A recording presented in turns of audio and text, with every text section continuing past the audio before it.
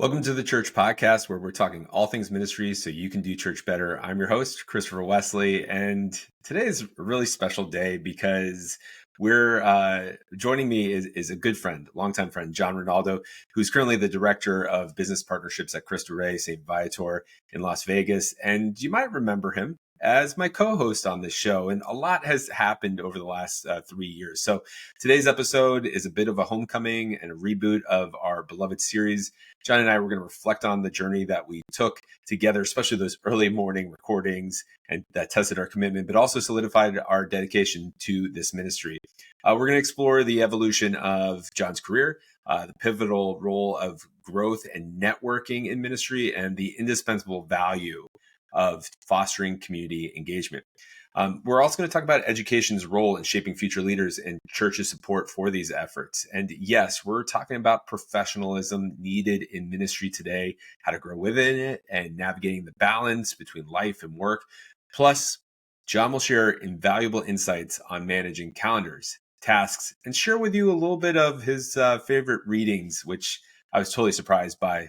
But anyway, whether you're a seasoned veteran or just starting out in ministry, this episode is packed with advice, reflections, and a few laughs about our journey in ministry. So without further ado, let's welcome John Rinaldo. Come on. Okay.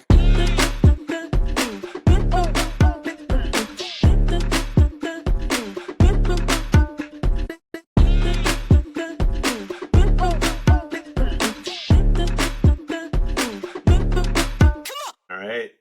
John, this is kind of weird, but welcome back to the Church Podcast. How are you doing?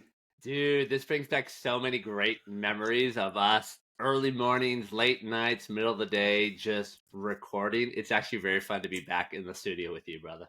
I know. Well, it's kind of funny because we're recording this at 9 a.m., right, my time, but 6 a.m. your time. And I remember back when we were starting, you would get up. This is the commitment John had, everyone. John would get up at 5 o'clock in the morning to record these podcasts, and thankfully for both of our sakes, but your sake particularly, it was an audio podcast because you had the house dark, kids were asleep, your wife was asleep, everything like that. And so yeah. I mean, just good times and lots of commitment there. So but for those of you watching, this is our pilot kickoff episode of the Church Podcast reboot. And yes, John is with me, but he's this is kind of like an interesting moment because, John, we started this podcast in 2017. We can talk a little bit about that, but with this gap and coming back, I know we just have so much going on in our lives and seasons, and you're kind of graciously, and I appreciate it, handing the baton off to me to continue the Church Podcast journey, the reboot. And it's the era of reboots and revamps and everything like that. Don't worry, we're not going to have another actor play who you are, but I just have to say I really appreciate that. Yeah, thank you for being a part of the Church Podcast. Well, there's only so many movies Indiana Jones can do, so I mean, we just gotta keep moving into the future. However you want to roll with this, brother. I'm excited. I think it's a need, right? There's continues to be such a need for ministry resources and tools, and that's what you continue to do with the work that you do, Chris. So by all means, run with it, brother. I'm happy you're taking the reins and making it happen. Well, so let's kind of fill in the gap for people, right? So our last episode came out in November, I think the week of the 20th, 2020, right? Which is like close to 4 years ago, over 3.5 years. I mean, it's crazy to think that it was that long ago that we recorded our last episode. Tell people where you've been, where you are now, and how you got to what you're doing today. Yeah, it's been an interesting whirlwind. As some of you all remember, that was still in kind of COVID era, right? And so people's lives changed during that time, and mine was no different. My kids were out of school at the time, as many kids were, and my wife was a teacher, and she was teaching from home. Kids were learning from home and whatnot, and my ministry really transitioned, and it was really a time of discernment. I wasn't able to do a lot of things I used to do when it came to the training consulting piece because I couldn't travel a whole lot, and people didn't want me coming to them and getting them sick, basically. And I get that. And so really there was a lot of discernment to kind of figure out, okay, God, what's next? Clearly you kind of put at least a halt or a pause for the time being on this. And so there was a lot of prayer, a lot of discernment. I did for a short amount of time support a parish, doing some parish work as the pastoral associate for adult faith formation. And that was a really great experience. I was able to do a lot of adult ministry, which wasn't always part of my ministry. Chris, as you know, I did a lot more youth ministry, young adult ministry. But this was a really neat experience to be able to do that. It was short lived, but I loved it. I learned a lot in that process. But an opportunity came up that I couldn't say no to.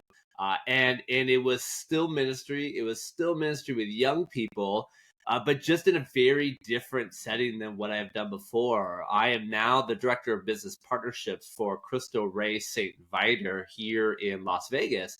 And some of your listeners may know the Cristo Rey Network and know the Cristo Rey schools. And basically, we're all about helping young people, high school students of limited means in particular, to get a quality college prep education through an innovative work study program. So all of our students go to school 4 days a week. The fifth day a week, they work in different businesses across the valley. And Cristo Rey has a unique way of helping students be college ready and career prepared. And so my job is to go find more businesses to come hire our students. And basically it's a sales job, but Yeah. I love it. And I'm having such a great time. And these kids that I get a chance to work with, they are learning skills that, Chris, you and I would have only dreamed of having by the time we were 18 years old. We had to learn it through the school of hard knocks in our 20s and 30s, right? So Yeah. I love it. I'm blessed, and I'm enjoying it immensely. Well, and I've known about the Cristo Rey network for quite a while. We have a Cristo Rey school here in Baltimore, down in the city. And actually, when I was at Nativity, we had a couple of interns, because the great thing about Cristo Rey, right, is they send these students out into the workforce, not just the for-profit world, but also the non-for-profit. And so they're learning a variety of just different skills, a lot of different work settings and everything like that. And so, it's not just a blessing for the students, but also for the organization as well. Well, that's it, right? So this really helps the organization's bottom line as well, right? And so they're having these students, but they're doing work that actually needs to get done. They're not babysitting. They're not interns in the sense that you have them for 6 weeks and all they're doing is checking things out and then they leave, right? You get them for a full school year.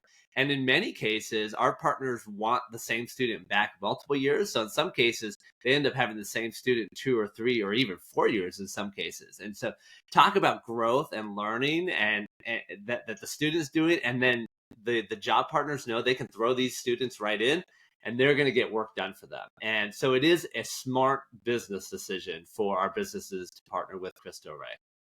That's awesome. That's awesome. And we'll definitely have links in the show notes of how people can learn more about Cristo Rey and even, see what your specific school is doing out there in Vegas for sure.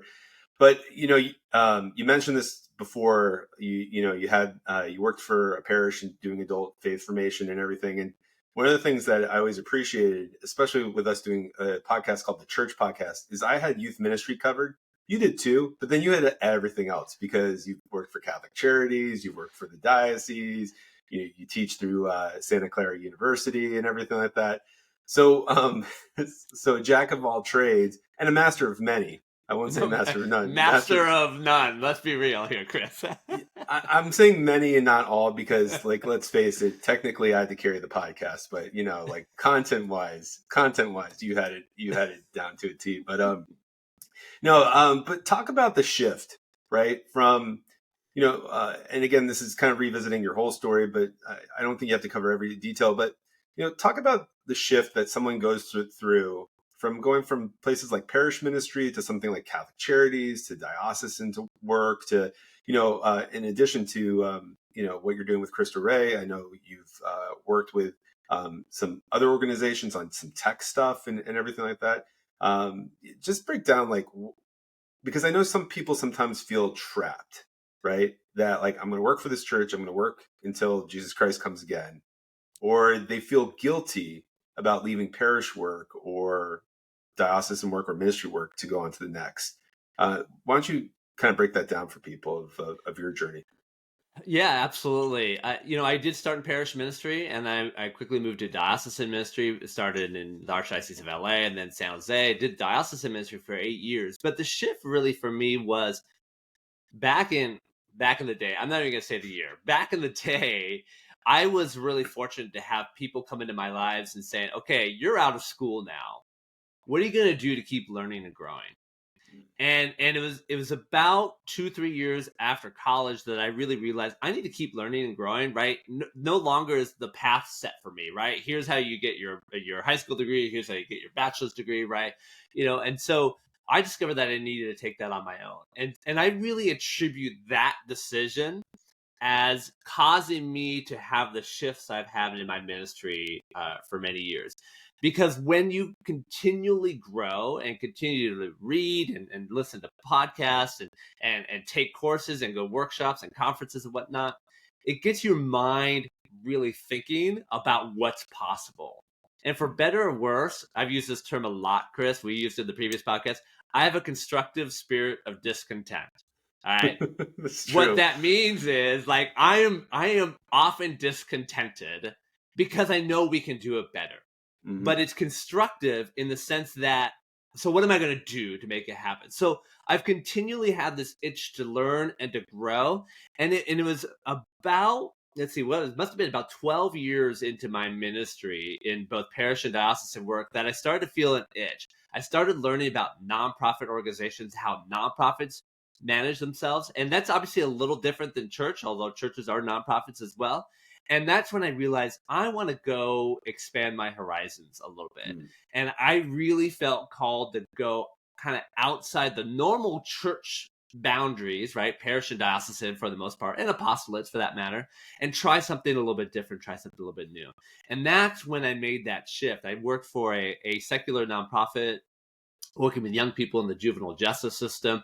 I was a director of talent at the time, so I was kind of doing the HR and talent development side of things, which I loved. I know enough to be dangerous, but not enough to be an expert, right, in that talent HR space.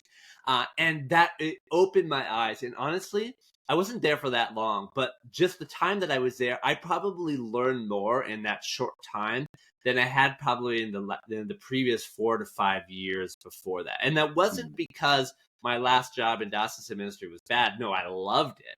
It's just I hit a ceiling. I felt like I hit a ceiling of growth and learning, and that's when I made that shift. And that really was the catalyst for this whole journey, working for Catholic Charities of Santa Clara County, and then eventually moving, here to Las Vegas and working doing training and consulting, and now working really in sales and external marketing and external relationships at Cristo Rey St. Viator. And I wouldn't change that path for anything. It's been bumpy. It hasn't been perfect. There have been days of tears. There's no doubt about it. But that's ministry and that's life. But I look at that journey, and that's what's made me today. Wouldn't trade it for anything. And I love what I love what I've done. I love what I continue to do. And what's great is I have no idea what the future holds. Mm. So I'm happy where I'm doing with Cristo Rey St. Viator. I am still teaching adjunct at Santa Clara University. I've been doing that for 6 years now. Absolutely love that. Teaching courses in, well, everything really. And then you mentioned a tech startup. We had this bizarre idea with my best friends and I. It's like, let's do something that's really going to revolutionize kind of small business and gig workers. And so we started a small company that's just trying to bubble to the top called My Side. And it's really the idea is how do we connect local business owners and gig workers to their local community via social media type app, right? Why on earth am I doing all this stuff? I have no idea, but I really attribute it to this constant need for growth and learning. And I've bounced around quite a bit, but all that experience has allowed me to be effective in a lot of the roles that I've been because I'm bringing all that experience into my new reality. Well, and one might argue, right? Like, yeah, you have bounced around a lot, and I appreciate you, saying that you have this spiritual gift of discontent, right? Like where you just want to continue to grow, and it is this. It's not like you're miserable. It's like you said, you have this expectation and this idea, and I think it's great that you had that person who mentioned, or asked you that question, how are you going to continue to grow? Even though formal education had come to a conclusion at the time. And I also see it not just as a discontent, but also a need for networking and relationship connecting, because whether it was with your consulting, diocesan director, working in the parish, some of these non-for-profits that you worked for, and now what you're doing with Cristo Rey, like the partnerships, it's all about like networking and bringing people together. And so, I think that's key, and that's something that the church needs more of. So, in your experience, like, how do you foster community engagement? Whether it's through the lens of Cristo Rey or previous places of employment, how are you fostering engagement? How are you building partnerships with different organizations, especially when it comes to investing in future generations of leaders? Mm-hmm. What I teach the students I work with at Cristo Rey St. Viator is that they're really, in your entire career, there are really only two things that matter: results and relationships. Mm. That your entire career is based on those two things. And so when you're young, you really have to focus on results because you don't have a lot of relationships yet, right? So do work well and get the results. And that's what's going to help provide, what upward mobility, other opportunities, whatever it might be. But as your career progresses, relationships continue to be key. And so if we just prioritize those two things, that's going to be the difference maker. And so, Chris, you're right. I have constantly tried to foster relationships everywhere I go. And partly I'm an extrovert. Okay. So that helps a little bit, right? I love being with people and meeting with people. I have one colleague that works with me that she's an introvert, and she sees me go at a gala or something like that. And she's like, John, just watching you makes me tired. Trust me, by the way, when I get home, I fall asleep right away. Okay. Because it's exhausting as well. But I have continually realized that I've got to continue to build good relationships with people, right? Don't burn any bridges if you don't have to, right? And for me, it's just about going out and listening. That's the key, right? We go back to Dale Carnegie, How to Win Friends and Influence People, right? If you haven't read that book, you need to read it. It's old school advice that still works today, right? And so for me, do I love to talk about myself? Yes, everybody loves to talk about themselves. So let other people, when you're with them, talk about themselves. That's the key, quite honestly, to building that relationship and getting to know them. And one little trick of the trade that I always do is I always try to find an area of commonality. There's always something that you have in common with somebody else, whether it's a love, even a love for NFL football, right? I love watching football. I love fantasy football, right? Those are some of my realities, right? So if I can connect on any small little level and I let them talk a lot, all of a sudden they're like, wow, John, he's a really great guy. I want to hang out with him more. I want to spend time with him. I want to help him, right? In whatever that he's doing. But I don't expect that first. I've got to be able to provide value to them in some way, shape, or form. And in often cases, it's just listening. In many cases, it's networking them with other people that I know in my network that becomes very, very valuable to folks. And then over time, they're like, John's really helped me out, or is a good listener, a good friend, whatnot. I want to get engaged in what he's doing. And it's a long game, Chris. This is a long game. I look at some of the relationships I'm forging right now for Cristo Rey St. Viator, and the lead time for building this relationship is multiple years, right? Yeah. But in 2-3 years, then finally they say yes to maybe having students from Cristo Rey St. Viator join them or whatnot, or whatever it may be. But it's worth playing the long game. And if you're expecting short wins and results, you'll get those on occasion, but you're going to get disappointed very quickly. There's a lot to unpack there. I think there's several points which I think are so important to narrow down on. And the first being, finding that link of commonality, right? And the way you're talking about it, it sounds effortless. And I think sometimes for extroverts, and it's maybe not even an extrovert thing, it is a little bit more natural to find those commonalities, but sometimes they can seem a little contrived, a little forced, right? So how do you do that from an authentic standpoint? Like, say you do meet someone where the things in common are not that clear, right? You're like, oh, I love football. And they're like, oh, I think football is for, meatheads or whatever it might be. Like, so So tell us a little bit more of how you fight the urge just to like force the relationship versus allowing God to sort of mold and shape it to what it needs to be. Yeah, it is a skill, right? Even though I'm an expert, right? It's still a skill to be learned, right? And so it's about one, asking the right questions, but letting them bring up points, right? Mhm. And so I don't say, "Oh, I like football. Do you like football?" Right? That's not how the conversation goes. It's as I get to know them, things come up, and I find out, that they're from Philadelphia, and they mention something about sports. Then I go like, "Oh, are you an Eagles fan? What do you think about Jalen Hurts? Are you a fan of him? Are you not a fan of Jalen Hurts?" Right? You know, uh, that's how it comes up naturally, right? So Mm. it's in the dialogue itself versus me like, let me see if he has any interest in any of these things and writing off a bunch of questions. It's just about listening and paying attention to those subtle cues and then holding that cue, right? And I mentioned the Philadelphia thing. You're an Eagles fan, aren't you? Right? Yeah. Oh, No? Oh, okay. You're a Ravens fan. I'm a That's it. Giants So fan. I'm a Giants you're a fan. Giants fan. See, Man, you might as well have called me a Cowboys fan. I'm not even really a huge football fan, but I, you know, I would be offended if you called me a Cowboys fan. No offense to our John's just in Cowboy a good friends. mood because at the time of the recording of this, the 49ers, which he's a fan of, are on their way to the Super Bowl. So any of our Detroit listeners, um, you choked. Sorry, but Hey, you did. the Giants fan said it, not me. Okay, so, um, but it's simply about listening and paying attention, and then making that connection. And Chris, there are times that the no connection is made. Mm. That tells me that this relationship is not meant to be in any way, shape, or form. And that's okay because there are going to be those individuals. And I have faces in my head right now as I think about it. Like, I'm like, there is no connection with them whatsoever. Mhm. And so it sounds awful, but those are the types of connections I just don't make an intentional effort on anymore because there is no connect. And it's mutual, by the way, because they feel the same way, probably, most likely. And you got to let those go. You're not going to connect with everybody, and that's okay. Well, and that's where it's important to work with a team, right? Because we've talked about this in regards to small groups, especially with youth, right?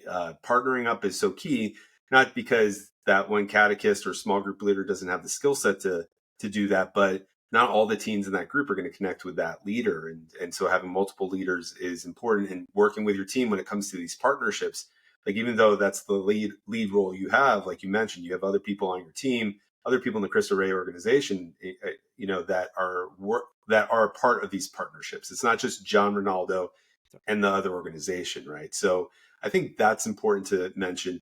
Um, and we've talked about the amount of time, right?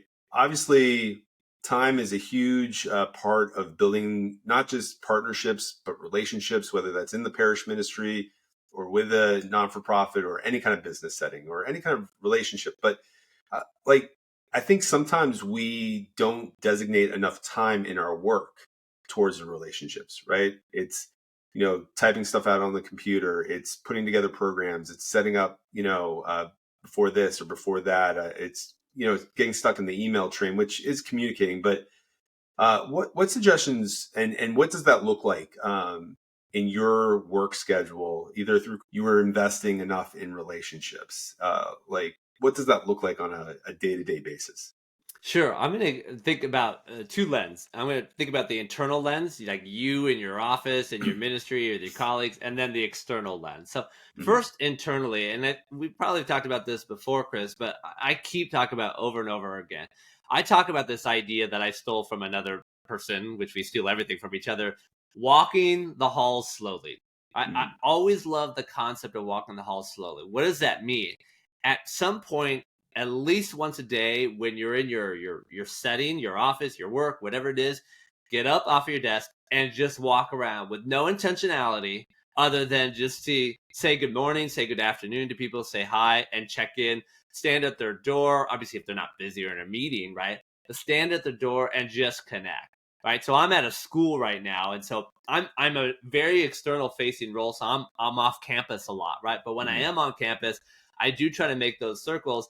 And during lunchtime, you walk around and say hello to faculty members and other staff members and our college counselors and whatnot. And that's part of building just that team that we need. So walking the halls slowly, I think, is significant, not with an agenda, right? And give yourself a little time for do that. If you could do that a couple times a week, that's a game changer. The second thing I would say internally is come to meetings a few minutes early, right? I know not everyone loves meetings, right? And not all meetings start on time, which is another problem that we could talk about on another podcast episode, right? The best relationship network building time with your colleagues happens in those unscripted opportunities. And so if you show up 5 or 3 minutes before the meeting starts and there's other people there, there's an opportunity to connect. Even for that short amount of time, there's an opportunity to connect that I think is essential. So yes, I'm a time person. I want my meetings to start on time. I'm always there on time. Well, mostly always, right? But there's another reason for it. I like to be there a little bit early also for the relationship building piece. That's internal, okay? Now, external, I think about, I go to a lot of events. I go to chamber networking events. I go to galas. I do, just luncheons and breakfasts and, and they're a blast. That's why I know I'm perfect for the role, because I love doing stuff like that, right? And a lot of these are about networking, right? And so the networking always happens like the first 30 minutes of the event. That's the most important time of the event, right? And so I'm always there on time. My colleagues give me a hard time. It's like, why do you always show up right on time? The program doesn't start till 30 minutes afterwards. I said, I'm not there for the program. Yes, the program I'm sure will be great. But I want to connect with people, and I've got 30 minutes where other people are trying to do the same thing, walking around the tables or whatnot and saying hello. So I'm all these external events, again, same thing, just like that internal meeting. I'm there, I'm on time, I'm there to meet with everybody, because once the program begins, there's no networking opportunity except for maybe who's ever sitting at your table. And then once the program ends, people are out. No one's sticking around, and so you're not going to have any time to do that. So, that's one example of external and relationship building. And then again, think long term, right? Not short term. These relationships take time. You keep bumping into the same people at event after event after event. That's how relationships are built. And that's what I do. That's why I try to show up to everything here in Vegas when I can. Obviously, my time is limited, but presence is more than half the battle. Showing up. Hey, everybody. We just wanted to take a moment to tell you about the Church Podcast Plus and the Church Podcast Plus Plus. What are they? There are subscription packages for our podcasts, which if you don't like ads like this, or maybe you just want episodes a little bit earlier, then you got to sign up for this. Plus, when you sign up for the Plus Plus, we'll throw in MYM Premium, our monthly newsletter, free subscription to that. And then you'll also get producer credits. And what's cooler than being a producer? Absolutely nothing. You get to put that on your resume. You get to brag with all your friends that you produce a podcast show. And so when you subscribe, yes, money goes towards supporting the show, but 50% of our proceeds also go towards supporting ministry research. So we'll be sending 50% of our proceeds to the Ministry Training Source, an organization that focuses on research and development for pastoral leaders, like the ones that you know, or the ones that you love, or the ones that you are. So what's better than that than, getting a little good stuff in your inbox and supporting ministry there. So before you go to Amazon and purchase that squirrel finger puppet set, for about that cost, you can subscribe to the Church Podcast Plus or the Church Podcast Plus Plus and give so much more to the kingdom than a bunch of finger puppets. Anyway, enjoy it, and back to the show. With the work you're doing with Cristo Rey, you're not only creating partnerships, but you're creating partnerships so that these young men and women, these teenagers, have this opportunity for not just work-life experience, but to develop into leaders, right? And how do you envision the role of education, like through the Cristo Rey model, and maybe other models too, to shaping future community leaders? I think that's a great question. And I think that's a question, Chris, that many cities are asking right now. Mm-hmm. I think one of the, not consequences, because I think this is a good thing, one of the byproducts of COVID is it really changed the dynamics of what the workforce looks like, what the economy looks like. And we're still coming out of all that and figuring that out. And a lot of leaders want to give millennials and Gen Z a hard time. It's like, oh, they don't want to come to work. They don't want to show up. They're lazy, which is far from the truth. The reality is they realize they can make an income and not have a 9 to 5 office schedule, which is you're trapped in that schedule. And so all of a sudden it's like, wait a minute, I can have a flexible schedule and still make a lot of money, in some cases more money than I can with a traditional kind of 9 to 5 job. The workforce is changing, but the conversation that I'm having with people here in Vegas, but quite honestly, I've heard in California and other places, is like, how do we develop the workforce? And you get a lot of programs working with college students. But to be perfectly honest, and maybe I'm a little bit biased, if you're only working with college students, in many cases, it's too late. You got to start younger from a business perspective, right?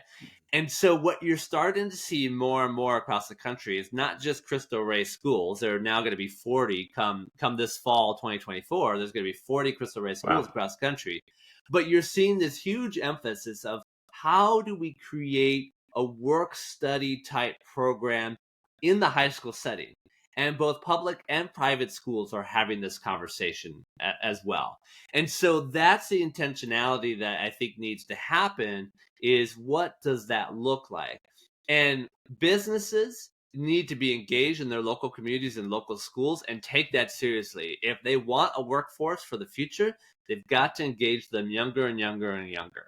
That's the only way that young people are going to see that, oh, there is a career in engineering or in hospitality or in law or in utilities or trash, right?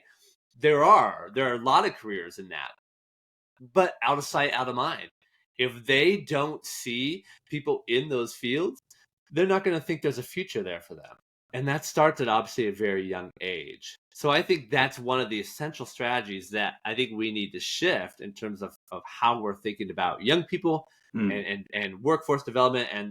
And with those come those soft skills that we were talking about earlier, right? It's not just the hard skills. Can I code? Right. Can I work on an Excel sheet, right?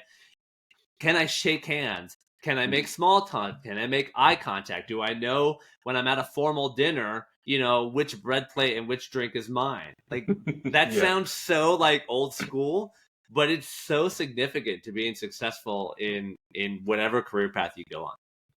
No, and I remember learning some of that stuff as a kid. My dad was and still is in business and learning all the formalities of the handshake, eye contact, all those things. And it does make a difference. Then again, that's a conversation for another time. In what way do you see the church supporting those efforts? Like, obviously being more present in the community, but, if I'm a parish lay ecclesial minister, volunteer or paid, like how can I make sure that I'm contributing towards these efforts that you're talking about that schools and businesses can do?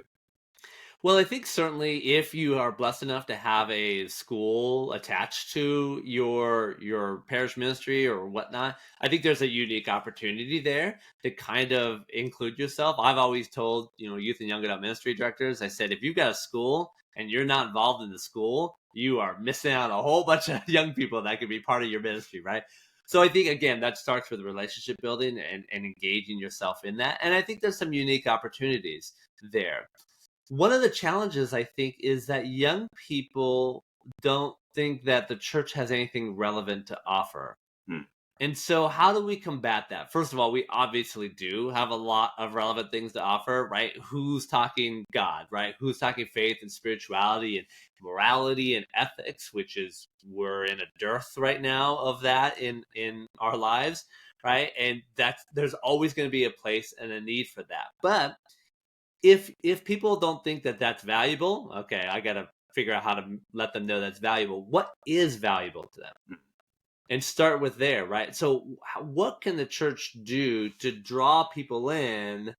And it may not always be spirituality at first or always, right? Obviously, God's spirituality, prayer needs to be part of everything that we do in ministry.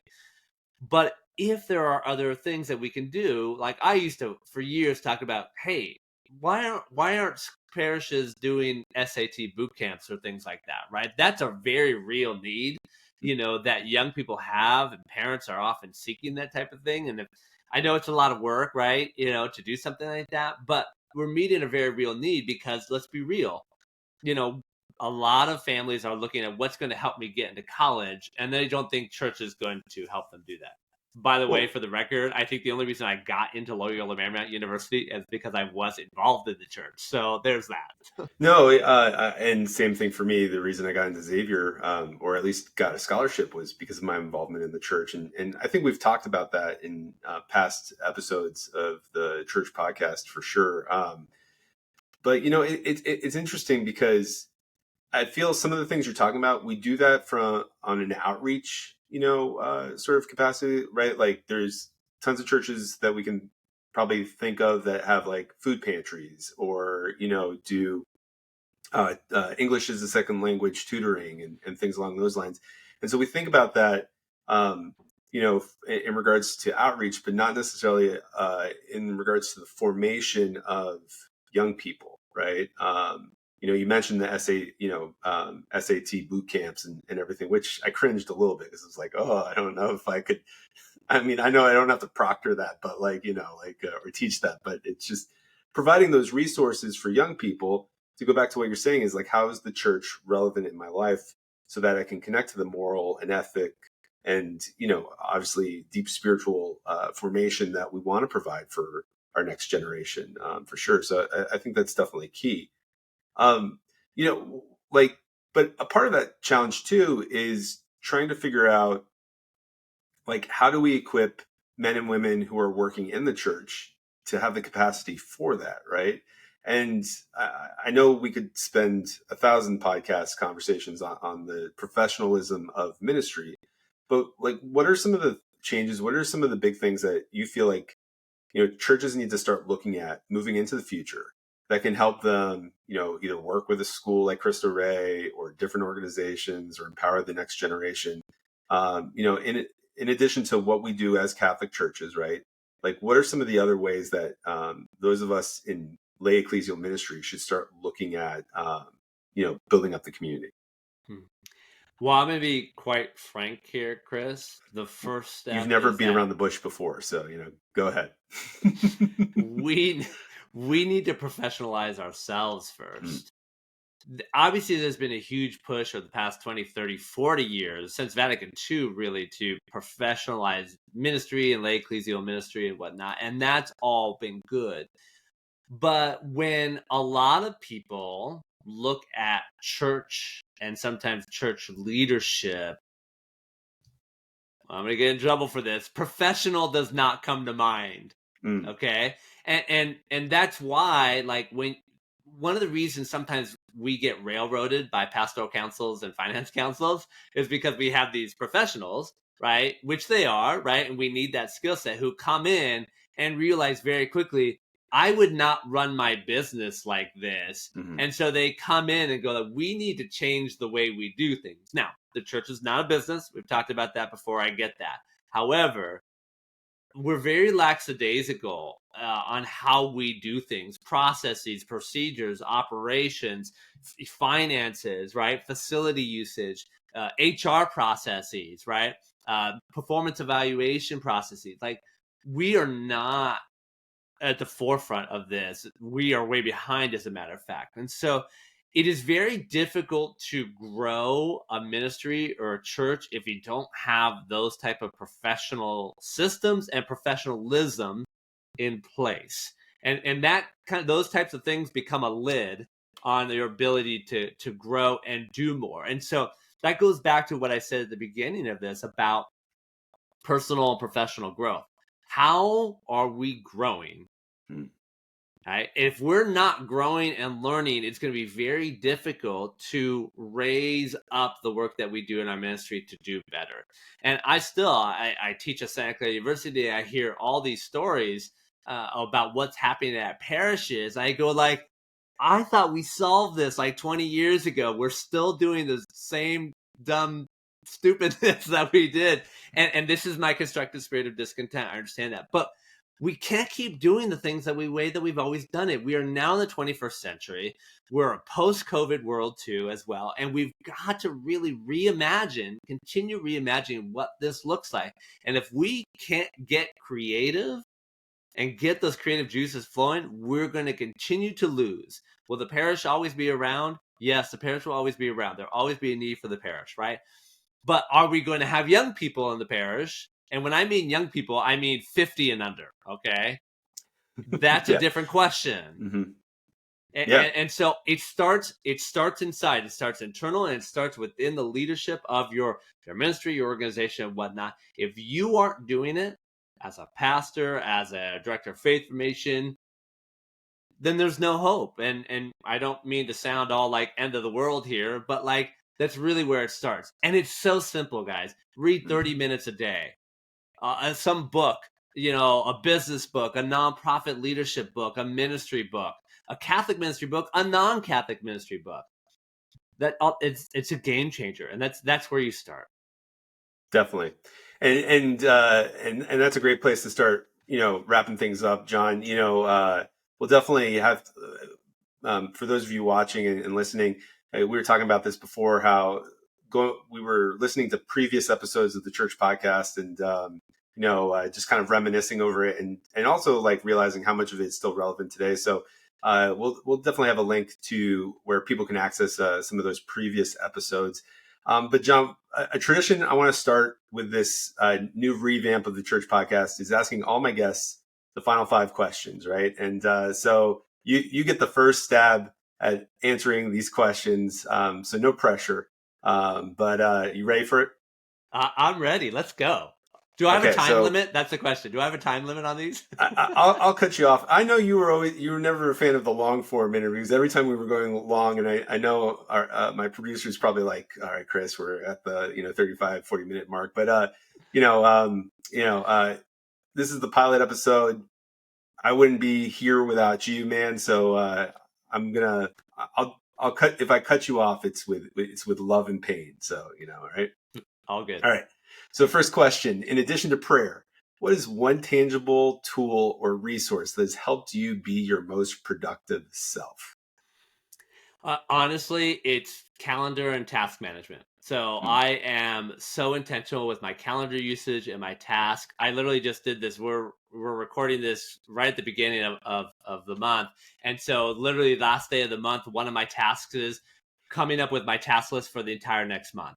Not that I don't add throughout, but I look at my calendar and say, what are the things I need to do to prepare for this event, that event, this meeting, blah, blah, blah. And it honestly takes no more than 30 minutes to do this for the entire month. And I do my entire task list in advance. And that way, when I get to work, I know exactly what I need to work on because I spent that 30 minutes at the end of the month planning that out. Again, I add things all the time. But that task management and calendar management is really key. If it's not on my task list, it doesn't get done. And that's, I learned that, and I do it I do it. I have to do it.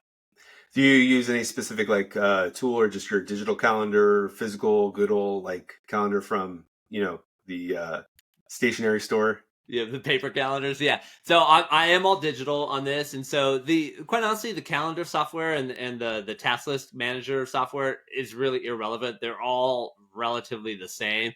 Get one of them. I use Todoist, which is all online and has an app as well. So it all syncs seamlessly. And for my calendar, I'm an Apple guy. So I just use Apple Calendar on my phone. It all syncs to my phone. I have multiple devices. And so it's all there. So, but again, the software is not the issue. It's the methodology. Just using it. Yeah, it's just using it. Yeah. Definitely. Awesome. All right. Moving on to the second one. What are you currently reading, watching, or listening to that everyone else has to experience? And this doesn't have to be ministry related or anything like that. But what are you currently reading, watching, or listening to that everyone else has to experience? Okay. So 2 things I'm reading right now. A new book, Unreasonable Hospitality. You all need to read it. It's specifically about someone in the restaurant business, hospitality, right? Who really is transforming the way that they do hospitality. But the skills that he's talking about are transferable to any field that you're in, including ministry. And so There are so many. I'm sucking this book up, Unreasonable Hospitality, because there's so many just nuggets, right? He talked about being corporate smart versus restaurant smart, right? And basically what he meant was the idea like, yeah, you need to have organizational structures in place, but also not limit the creativeness that comes from being restaurant smart. So it's about that balance. So good. So many, so many applications for ministry. And the other book I'm reading right now, you guys will laugh at this. I'm actually reading Barbara Streisand's autobiography right now. One, I've always been interested in Barbara Streisand, but I tell you, Barbara Streisand is one of those performers that is super creative in how she does things and always is reinventing what a song, a musical, a concert looks like. And so I read books like that because, again, same thing. It gets my creative juices flowing. It has nothing to do with my work or whatnot. But I'm telling you that it gets me thinking out of the box, and that's why I do it. So those are the two things I'm reading right now. It's kind of funny is as we're talking, and we're going to leave it in your background, fireworks emerged. And I don't know if that's a filter on your computer, but it's like John's so excited about these two books that it's creating fireworks in his life. So I have no idea how that happened. So it's just like it. I don't know. Hey, it's the pilot episode. So anyway, but we'll have links to those books. I'm definitely interested in the Barbra Streisand because who doesn't like Babs, right? So, yes. But anyway, a little too much information for our viewers and listeners. But all right, I love this question. I can't wait to hear your thoughts on this. What is the worst ministry or leadership advice you've ever gotten from someone regarding the work that you do? Oh my gosh. So I was thinking about this question because obviously I got the questions in advance. I'm going to be honest and say it's not so much the advice I got, but it's the behavior that I saw. Okay. Right. And so I have seen ministry leaders do things that are so unprofessional. I just an example. I was in a meeting, and all innocent people will be unnamed here, right? But this individual came in and said, we're going to shut down the youth and young adult ministry program. In a meeting to the entire staff without giving me or anybody else a heads up. And we were pissed beyond belief, obviously, but it was all a power play. It was all about exerting influence and power. I'm just like, why the heck are you even doing that? And I've seen that type of thing happen so many times. And so one of the things I do is keep what I call a Delta file. And that's nothing new. It's in books and stuff like that. But it's basically with your change file, Delta change, right? And so one of the things that I will not do if I'm ever in a position like that, well, that was one of them, right? Mm-hmm. And so watching ministry leaders' behavior is how I learn most what not to do in ministry. Mm-hmm. Certainly the School of Hard Knocks, right? We've all learned that way too, but it's that behavior. So watch people's behavior closely because you'll learn a lot from what works and what doesn't, and how it makes you feel when you're in the room with that. Definitely. That's good. That's good advice that you gave about bad behavior. But all right, you're sitting down with a new ecclesial minister. If you had one message for them starting out in the field, what would it be? Take time for yourself and make sure you have balance. People, so many of us can give it all for God, right? It's like, we're giving it for God, so I need to work 70, 80 hours, 90, hours a week or whatnot. And that's not sustainable. You're going to burn yourself out. And I understand that we're doing this because we love God. We have that relationship with God in the church, and we want more people to do it. And that fire should constantly be burning for you and for me. Absolutely. But you've got to make sure that it's balanced. I can't tell you how many ministers I've met who have lost their relationships with their spouse because of ministry, who don't have as good of a relationship with their kids because of ministry. And I'll tell you, that is not worth it. Mm. I love God and I love the church very, very much, right? But I not more than my family. Mm. And the amount of people that I've seen who have just been out of whack, have no time for themselves, lose their prayer time because they're constantly turning the wheel in their ministry. It's sad. And I want to stop everybody from doing that because in the end, you're going to be a terrible minister anyways. And you're not going to do good for God anyways if you're not prioritizing the most important relationships in your life, which is spouse, kids, whoever else in your family, and of course yourself as well.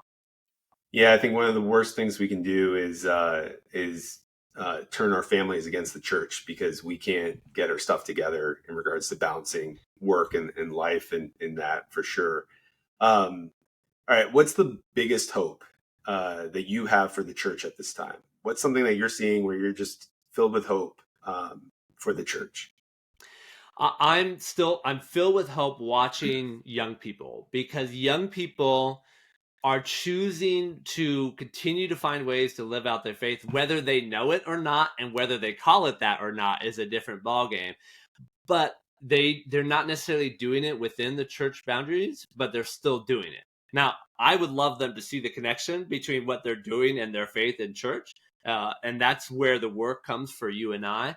But I'm excited. I see young people who are super passionate about so many important issues: education, healthcare, environment, political systems, economic systems, and people are standing up and having their voices heard in some way, shape, or form, and they're walking the talk, and I am so excited about that.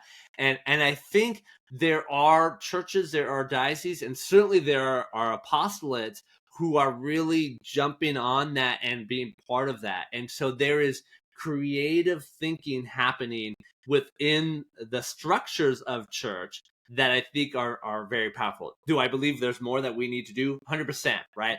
But I'm seeing it. The seeds are there. We just need to keep pushing it along. And you and I, in any way that we can do it, and those listening, we need to keep pushing that along. And that's what I'm most excited about. That's awesome. That's my hopes in the youth, and I mean that's why I've dedicated close to 20 years of ministry work to young people, for sure. And John, just thank you so much for helping me get this started again. We'll definitely have you on the show, in the future. There's too much we have to talk about, and even though you don't have the time for it, I know you will. But hey, if people want to connect with you, if they want to learn more, where should we send them? Yeah, so funny. LinkedIn is obviously the best way to connect with me. Like, I'm on LinkedIn like all the time, partly because of my work, but that's one of the relationship connection building tools that I use. So honestly, come find me on LinkedIn. Certainly you can see my resume, but more importantly, DM me, connect with me. Let's engage. I'd love to learn more about what's in your ministry. What's great about LinkedIn algorithms is that all the posts from your new friends on LinkedIn start showing up. So I get to see right away what are the things that you're doing, especially in your professional or ministry career. And there's a great storytelling element there to that. So that's the best way. You can certainly go to CristoRaySt.com .org, to come check us out, what we're doing at Cristo Rey as well. But LinkedIn, my favorite way to connect with people right now.